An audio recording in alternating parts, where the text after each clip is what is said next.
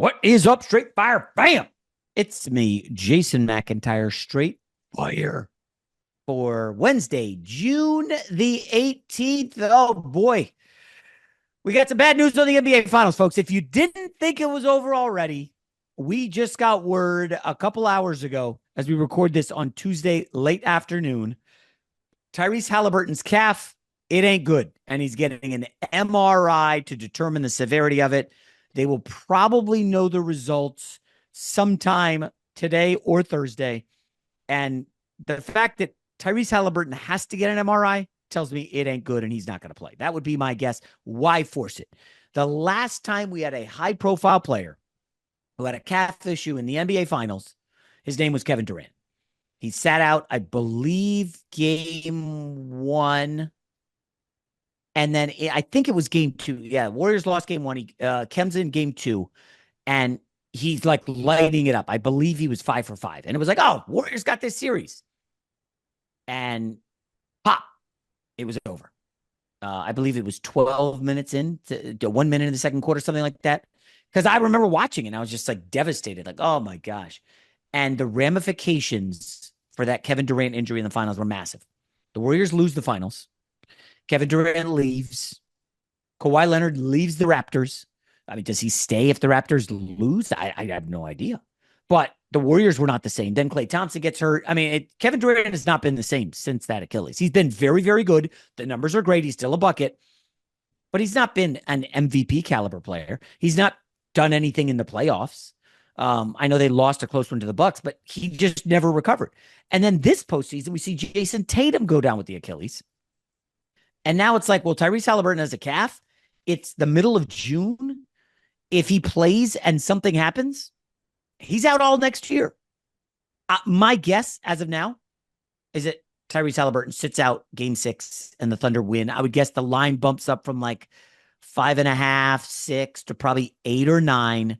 And it kind of sort of feels over, Rob G, with Tyrese Haliburton's calf being the end of the line for Indiana.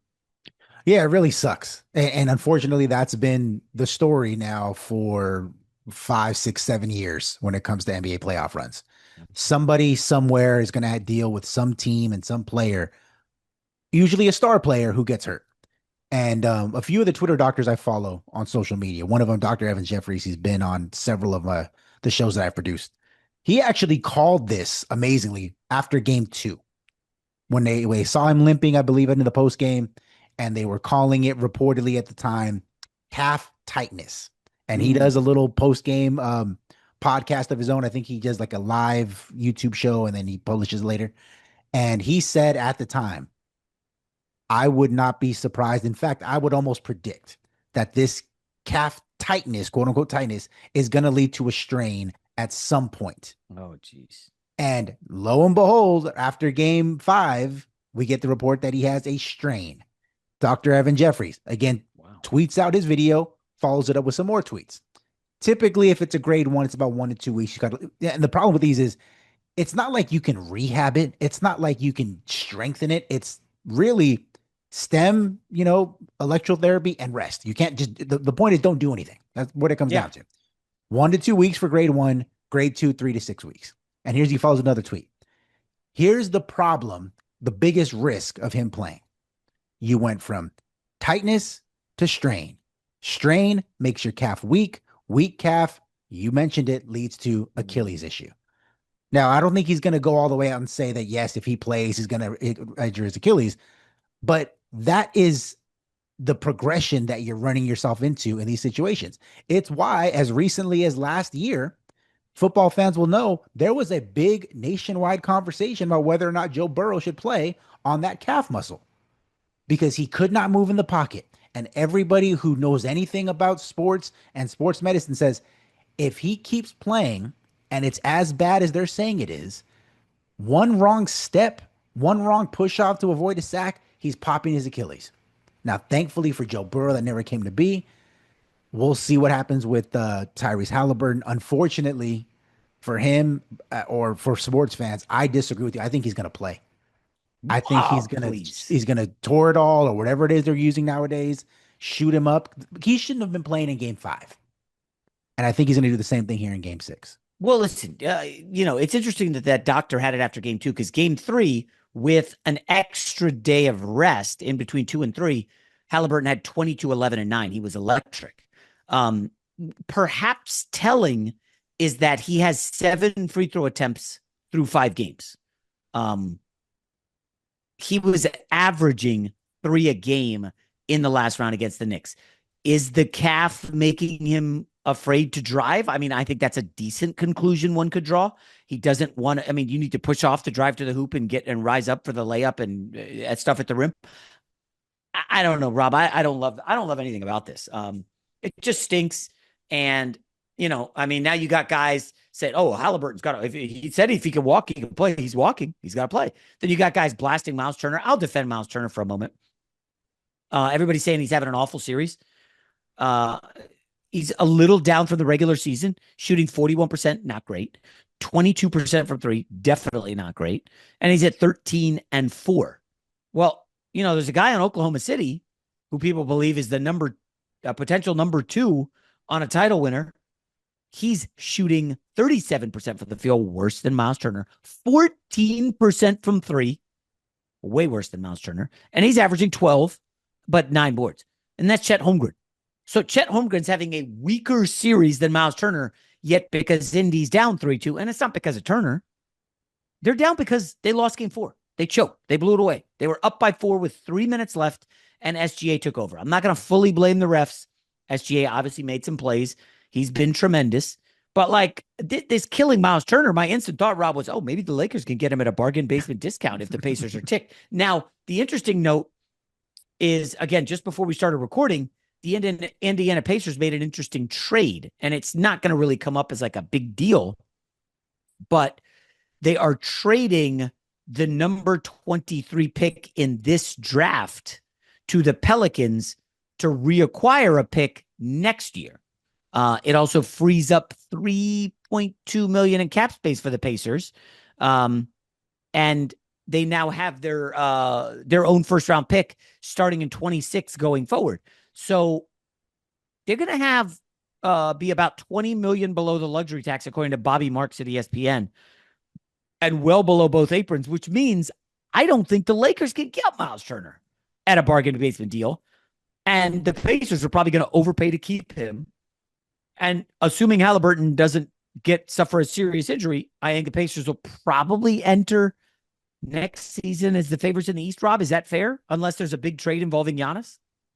Oh, yeah, definitely. I mean, because, Boston, to be determined, we're probably going to call this a gap year for them.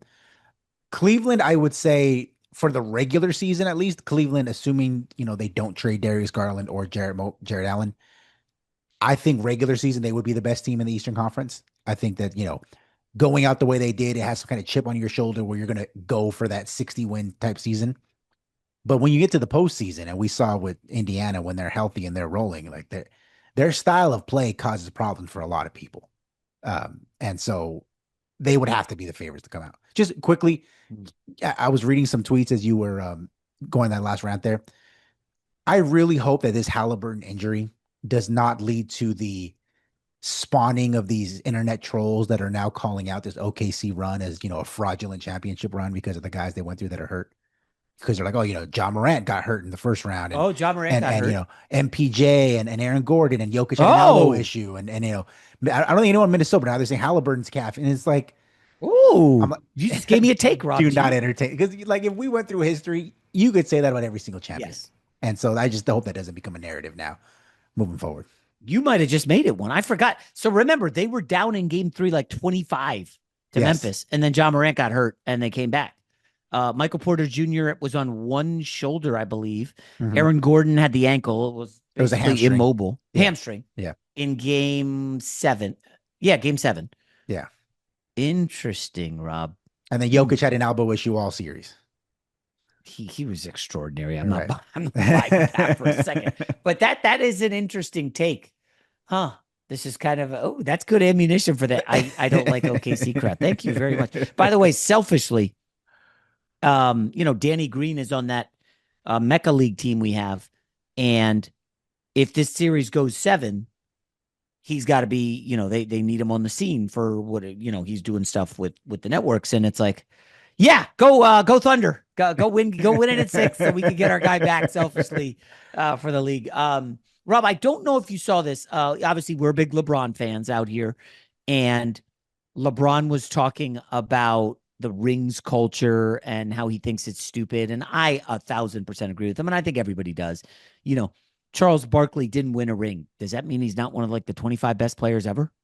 Like, I love James Worthy, big game James, finals MVP, had a triple double in game 7. So, like, because James Worthy has multiple rings, is he better than Charles Barkley? I mean, if you swap Barkley and Worthy, is Worthy doing anything kind of solo with the Sixers? And what does Barkley do with? I don't know. Steve Nash has 2 MVPs. Carmelo Anthony is one of the great scorers the league has ever seen.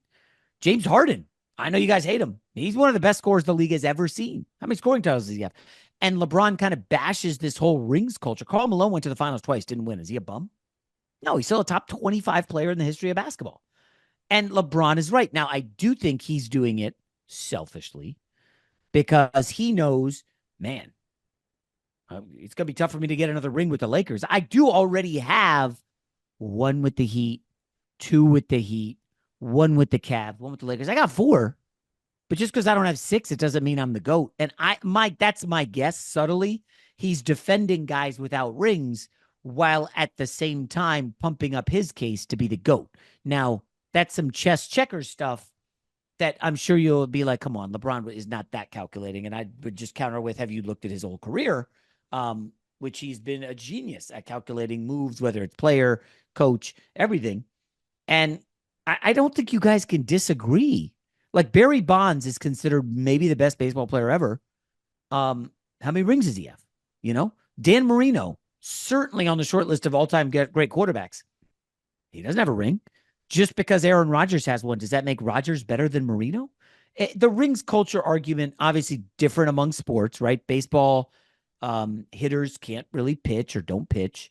And in football, quarterbacks don't play defense. Ask Dan Marino how shitty the Dolphins defense was every year for him. And basketball is the only one where you're really at both ends all the time.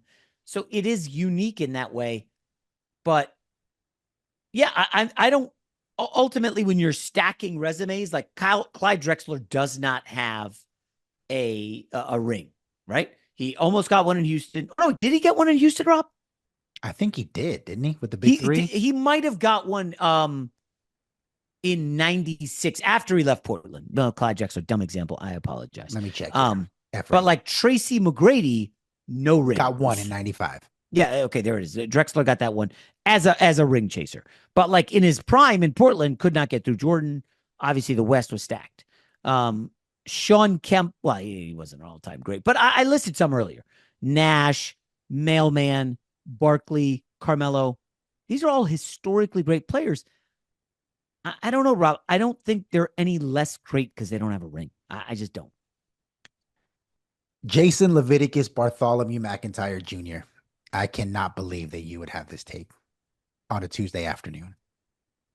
Now, what's funny about what LeBron said is the guys that he mentioned specifically: Allen Iverson, Charles Barkley, Dan Marino, Peyton Manning, Jerry West. Now, Barry Bonds, you mentioned, is an outlier because baseball is one of those sports where it really doesn't matter if you're the greatest pitcher, the greatest hitter ever, because you can't do both unless you're Shohei Ohtani, right? So that's a different conversation.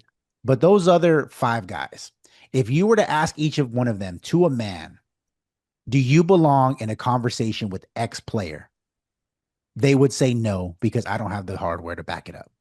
If you asked Allen Iverson, hey, do you belong in the same conversation with Kobe? No. Do you belong in the same conversation with Dwayne Wade? No. If you ask James Harden, you mentioned James Harden. James, do you belong in the conversation with Dwayne Wade? You got the MVPs. You got the arguably most efficient seasons ever in NBA history. Do you belong in the conversation? No, because I don't have any championships. He's got 3 of them. Well, wait, hold on. So yes, I would agree. Dwayne Wade better than James Harden. Dwayne Wade better than Allen Iverson. Yeah, right. Okay. Charles Barkley. If you asked him honestly, do you belong in the conversation with Tim Duncan? He'll say no. No. Come on. No way. If you said Kevin Garnett, he might fight you a little bit, but I bet you he would say no. No, I think they're right. I think that's fair. Barkley was an MVP. KG was an MVP. KG better defense. I think that's a And so reasonable one. what I'm trying to get at is, to your original point, the idea that you have to have championships to be a great player is asinine. I agree with that 1000%. There's a lot of great players across a lot of sports that, because they were born in the wrong era, because they had untimely injuries, because of whatever, didn't ultimately win a championship. But when you are comparing all-time great players and you're really breaking it down, whether it's Dan Marino versus John Elway, I bet you even Dan Marino would say, I think I'm better than him, as a way I throw the football, but I can never say I was a greater player because he's got 2 Super Bowls and I don't. Okay, but hold on, time out. So Elway went to a bunch of Super Bowls and Right. got blasted. And do you remember you were probably like 5 years old, but he was getting destroyed. I think they lost by like 20 or more twice in the Super Bowl. And he was going to be like, oh, he couldn't win the big game. Right. Then he gets Terrell Davis, who it puts in like a monster, historically great season, and they win a Super Bowl, and then they do it again. Sure. So it's like, did John Elway somehow get better, or was that Terrell Davis helping him put over the top? It was Terrell Davis helping him over the top, but that doesn't change the way that these guys are judged and the way they judge each other. When it comes to NBA players and NFL quarterbacks, not receivers, not running backs, not like, they're not judged on that. When it's people who can impact the game at that high of a level, basketball players, both sides, as they're going offense and defense, and quarterbacks, because quarterbacks, they are always going to judge each other based on winning. That's why they play. And it's funny that LeBron James would have this kind of comment, because I agree with you that it was self-serving conversation for him. Yeah. But I like LeBron James generally. I think he's a good guy. I think that he's a good role model. I think a lot of the things he says are very insightful. But I can also point out the hypocrisy with a lot of the things that he does and says. Just like I would hope, and this might be a bad example, if you are a supporter of a certain politician, that you can say, even though I support, what he's doing and a lot of his causes, there are some that are just like, yeah, you know what, man, that's bad example. That's right. Maybe that is, but I would hope that people open minded enough, right? So LeBron James, on one hand, will say publicly on his own podcast, yeah, when I came back from 73-9, a 3-1 against the 73-9 Warriors, that made me the greatest player of all time. That's verbatim. That made me the greatest player of all time. LeBron James, in the latest episode of Mind the Game, we just have to appreciate more what guys have been able to accomplish, what guys have been able to do, because the ring is a team accomplishment. Well, LeBron, you just said that when you came back, that made you the greatest player. Not that made the Cleveland Cavaliers the greatest team, or that team helped me to bolster my case. It's no, I won, so I'm the best. But now, when you use that argument against you, because you know that you can't compare to Michael Jordan and his 6 rings, or even some people say Kareem Abdul-Jabbar and his 6. Well, it's a team game, really, if you really think about it. And then that's what it comes down to. It's like, you can't have it both ways, bro. Well, hold on. So LeBron, first of all, nobody had ever come back in the finals down 3-1, right? That was historic stuff. And to compare it to Jordan, I'm fairly certain the Bulls were favored in all of those finals. Maybe not the Lakers one. I don't exactly remember. I'd have to look it up. But I'm fairly certain they were favored in most of them and never trailed. There was never adversity, really, for Jordan. Did they ever trail 2-1 in the finals? So it's like, we don't totally know. LeBron came back from down 3-1 against a 73-win team. But like, it led me to a question, because you mentioned Barkley, and I'm going to give you a guy. You tell me who had the better career. Charles Barkley or Dirk Nowitzki? Dirk. Wow, really? Dirk got an MVP too. He did. He was perennially 50+ win seasons in Dallas. A lot of hollow 50-win seasons. I mean, honestly, the year he won the MVP, they got bounced out by the 8th seed first round, the Warriors. Yeah, so that was a tough scene for him. So you go Dirk over. See, I think for sure. Now, maybe my memory of Barkley's fuzzy, but I always remember him being like a top 5 guy in the league. Every year. He was awesome for sure. I don't know that Dirk was always top 5, because he was in a tough era. Yeah, he played in the, I would consider, the greatest power forward era ever. Yeah, he was never better than Tim Duncan. Let's just be clear. Never better than Kevin Garnett. Never better than Kevin Garnett. And he played, a little bit in the LeBron era. LeBron, not same position, Shaq but like Kobe. Yeah, he was never. I don't even know if he was ever. I know he won the MVP, but he was not considered top 5 in his era. Whereas Charles Barkley, I'm pretty sure it was like Bird, Magic, Jordan, Isaiah, and Barkley. I think that was considered the big five. I'd have to look. So maybe some years Patrick Ewing was in there, but like, I mean, it's just the guys who played on the Dream Team, in the doc, I believe one of them says that at the time when 92, because by then Bird kind of phased out, yeah. Magic was retired, it was Jordan and Barkley. Barkley was the second best player at that point. At that point, right? So let's go. Paul Pierce or Carmelo Anthony? Carmelo Anthony. Now, interesting because Pierce has a ring. Right. If you, and again, I work with Pierce. He's mostly a nice guy to me. He does talk a lot of trash, and I barely know him. But if you guys remember, before they got Ray Allen and KG, Pierce wasn't getting to no conference finals. Him and Antoine Walker, they couldn't get through in the East. And then they get KG and Ray Allen. Again, I'm not bashing Carmelo Anthony, but if Carmelo Anthony ever had, I mean, one year he had Iverson in Denver, but it was like an oldish Iverson, right? Right. And his then best years were with with Billups. With Billups, yeah, most Chauncey successful Billups. with Billups, yeah. And like, no disrespect, but Chauncey Billups is no Ray Allen. Okay, Ray Allen was like a amazing All NBA player. He was an MVP candidate. You might have forgotten it. The year before he got to the Celtics, he was averaging like 25 a game.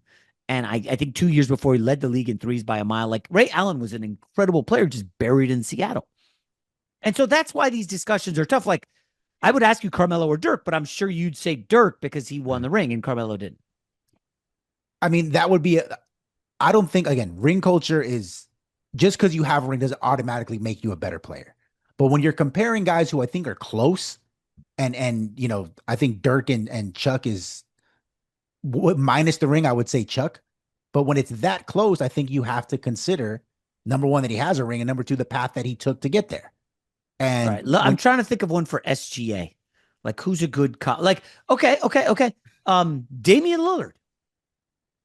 Now he's older, but you can't tell me right now SGA is better than Damian Lillard. No way. At least not now. And I know Damian Lillard doesn't have an MVP. Right. But like he was the alpha on the Blazers, got to the conference finals. And I know SGA has a way better team than Dame ever had. And I'm sure SGA by the time he's like 32 will probably be better. But as of now, I don't think it's a lock that SGA is better. I mean, people are saying SGA automatically is like Hall of Fame bound.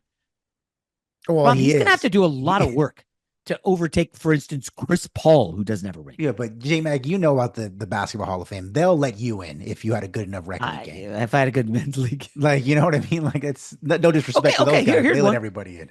Let's go Giannis or Patrick Ewing. Giannis. Interesting. I mean, just look at Giannis. Giannis as Defensive Player of the Year. I think he's like 6-time All-NBA first team. Like, Giannis's resume is kind of wild. And even SGA, it might seem like this year is like his breakout season because of the MVP and they're on the cusp of the championship. He's been All-NBA first team now 3 straight years.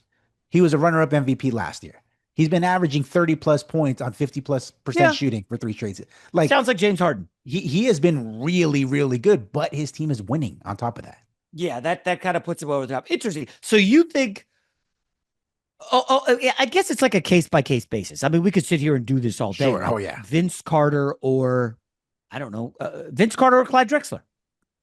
Oh my! Well, I mean, Clyde Drexler, and it's only because Vince Carter gets propped up because of the dunking. There are people that he was on some bad Raptors teams that he took far. I think the furthest he went was when they went against Iverson in 2001. Clyde Drexler is Vince Carter scored way more points in it, but he did play a lot longer. And so I don't want to diss Vince Carter, but there are people that I know who around the league who have said that, Vince Carter, in terms of raw athleticism and ability, was one of the greatest of his era and one of the greatest period. And what did he ever do with it? Okay, here we go. He was the Rookie of the Year. Mm-hmm. And then in year 2, he was 3rd team All NBA. Then he was 2nd team All NBA, and then just a bunch of All-Star games. So I don't know. Maybe Vince Carter's overrated. I don't know. Yeah, I mean it's because he is arguably the greatest dunker of all time, and the way he makes you feel good. I'll tell you what, if we're out of content for the summer, we should just do episodes of this where we're like, hey, here's 10 guys this guy or Who's this better? guy. And when we go all the way down the list and we end up with definitively who's the greatest player ever. Oh, so Dwight Howard has a ring with the Lakers. Dwight Howard or Patrick Ewing? That does not count.